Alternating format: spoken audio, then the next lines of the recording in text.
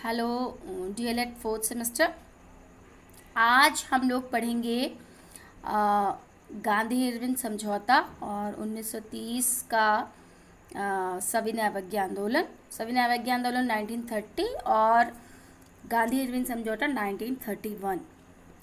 हम लोगों ने इससे पहले बारदौली आंदोलन के विषय में पढ़ा था और हमने पढ़ा था कि 1928 में ये आंदोलन हुआ और यहीं से सरदार वल्लभ भाई पटेल को सरदार की उपाधि भी मिली।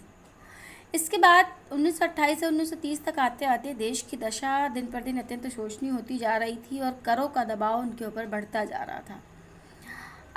अचानक आबकारी कर बहुत अधिक लगने लगा और सरकार के पास जो है उनके खजाने में बहुत अधिक इजाफा भी होने लगा। हम कह सकते हैं कि इतना ज़्यादा कर हो गया कि अंग्रेज़ी सरकार तो बहुत ज़्यादा माला माल होने लगी, जबकि भारतीयों के ऊपर जो उनके अत्याचार थे वो दिन पर दिन बढ़ते जा रहे थे। गवर्नमेंट के पास नमक बनाने का भी एक अधिकार था, यानी कि कोई बिना गवर्नमेंट की परमिशन के नमक भी नहीं बना सकता था। गांधी जी ने बहुत दबाव, एक तरह से काफ़ी उन्होंने कोशिश करी कि ये किसी प्रकार की आंदोलन की आवश्यकता ना पड़े और ये अधिकार हम लोगों को मिल जाए, यानी कि भारतीयों को मिल जाए, लेकिन ऐसा नहीं हो पाया और इसलिए उन्होंने 12 मार्च 1930 को इसको शुरू कर दिया। गांधी जी का ध्येय था नमक कर पर जोरदार वार करना और अनावश्यक कानून था जिसे पूरी तरह से वो हटाना चाहते थे। 2 मार्च 1930 को गांधी जी, लॉर्ड इरविन उस समय यहाँ के वाइसरॉय थे, तो उनके लिए उन्होंने एक लंबा पत्र लिखा जिसमें उन्होंने लिखा कि किस तरह ये अत्यंत दुखदपूर्ण है कि भारतीयों के लिए नमक तक बनाने का अधिकार भारतीयों को नहीं मिला है।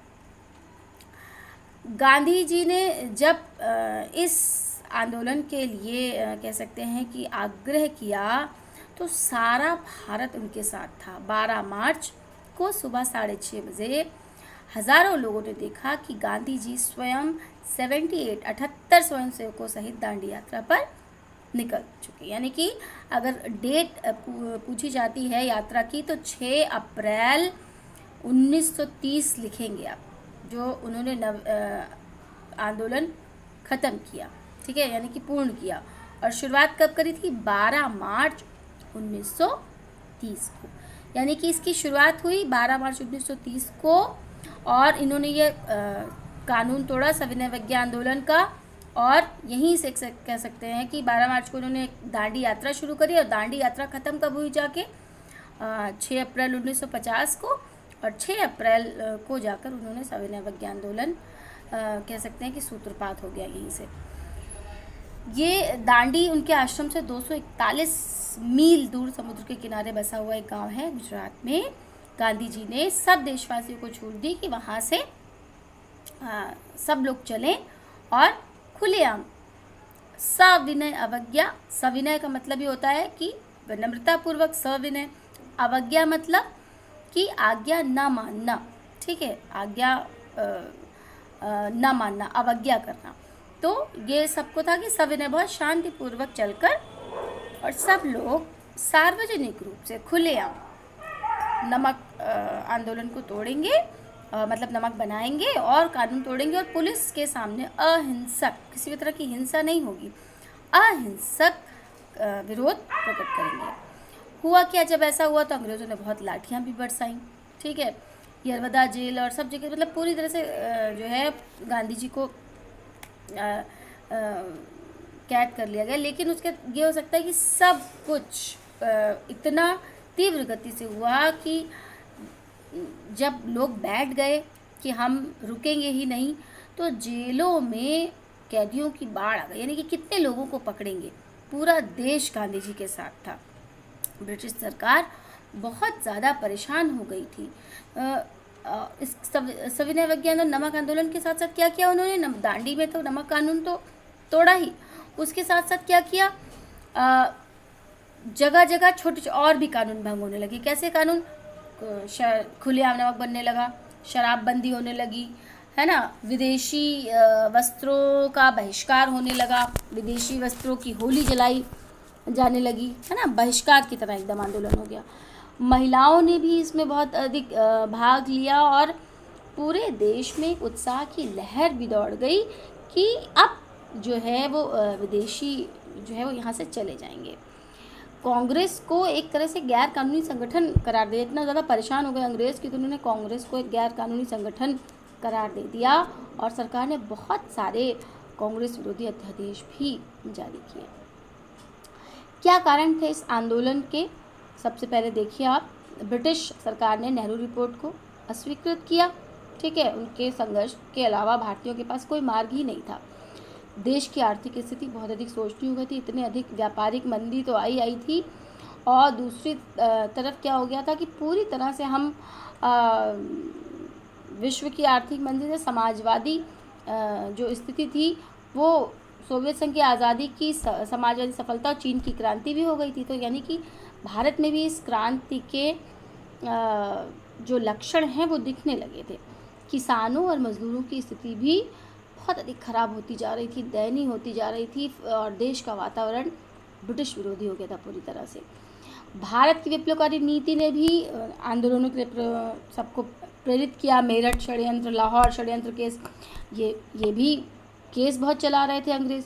तो जो जनता थी, युवा जनता थी, वो और उग्र होती चली जा रही थी और राष्ट्रीयता और देश प्रेम की भावना को दबाने के लिए इतने ज़्यादा दमन करने के इतने ज़्यादा उपाय हो रहे थे कि काला कानून भी पेश कर दिया गया था। ठीक है, तो इसी कारण विधानमंडल ने से पहले भी अस्वीकार किया था, जनता में और असंतोष फैल रहा था। 31 अक्टूबर 1929 को लॉर्ड इरविन ने घोषणा कर दी कि मुझे ब्रिटिश सरकार की ओर से घोषित करने का अधिकार मिला है। तो कि उपनिवेश भारत में अंत में उपनिवेश स्वराज प्रदान किया जाता है, अभी नहीं।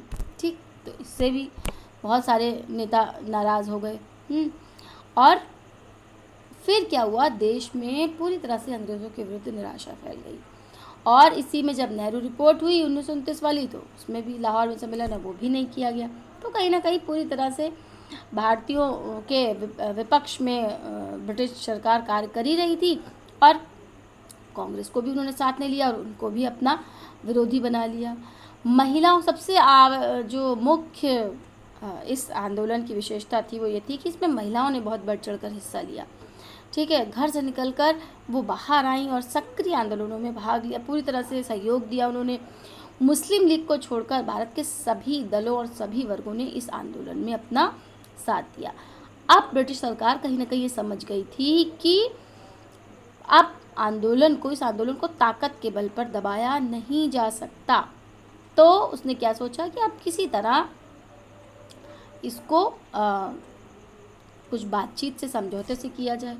तो जिस समय सविनय अवज्ञा आंदोलन चल रहा था और दमन की नीति भी चल रही थी, उस समय ब्रिटिश सरकार ने भारत के भावी संविधान को बनाने के लिए विचार करने के लिए जो उस समय था, तो वहाँ एक गोलमेज सम्मेलन लंदन में आयोजित किया। 12 नवंबर 1930 प्रथम गोलमेज सम्मेलन। ये डेट आप नोट कर लीजिएगा, इसमें अगर नहीं भी लिखी है तो भी आप नोट करिए।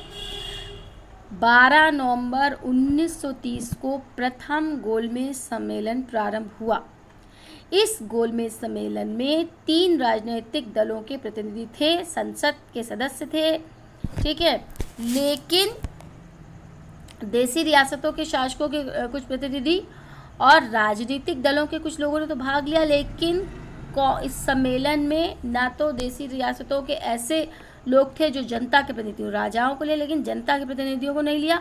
और दूसरी बात, कांग्रेस के किसी सदस्य को भी इसमें नहीं बुलाया गया। यानी कि जो कांग्रेस जो सबकी इस समय सबसे ज़्यादा भारत की प्रतिनिधि के रूप में कार्य कर रही थी, उसको नहीं बुलाया गया, जिसके कारण ये प्रथम गोलमेज सम्मेलन सफल नहीं हुआ। कांग्रेस ने इसका पूरी तरह से बहिष्कार किया, क्योंकि जब तक वो नेहरू रिपोर्ट पर नहीं ध्यान देंगे, जब तक वो इस काले कानून को वापस नहीं लेंगे नमक, तो तब तक इस तरह की स्थिति नहीं होनी थी। तो प्रथम गोलमेज सम्मेलन का पूरी तरह से बहिष्कार हुआ। जब ये बहिष्कार हो गया तो ब्रिटिश गवर्नमेंट को झुक कर कह सकते हैं कि जब उन्हें लगा कि अपनी विफलता हो जाएगी, तो उन्हें गांधी जी के साथ समझौता करना स्वीकार किया, जिसको गांधी इरविन पैक्ट के नाम से जाना जाता है। क्वेश्चन इस तरह से अगर आए कि नमक सत्याग्रह क्या था, तो आप लिखेंगे कि 12 मार्च 1930 को महात्मा गांधी ने गुजरात के अहमदाबाद में स्थित साबरमती आश्रम से ऐतिहासिक, ये पूरा प्रश्न है अगर इस तरह से आता है, नमक यात्रा आरंभ करी और यात्रा के अंत में वो दाडी नामक स्थान पर पहुँचे। कब पहुँचे? 6 अप्रैल 1930 को उन्होंने वहाँ पहुँचकर नमक बनाया। ठीक है, तो ये 24 दिनों तक ये यात्रा चली थी। इसका बहुत अधिक ऐतिहासिक महत्व है और अवैध नमक की खरीद कर नमक के नियमों को तोड़ा गया। फिर ये आ गया आपका, इसके बाद आता है आपका सविनय अवज्ञा आंदोलन जब तेज हुआ तो गांधी इरविन समझौता कैसे हुआ।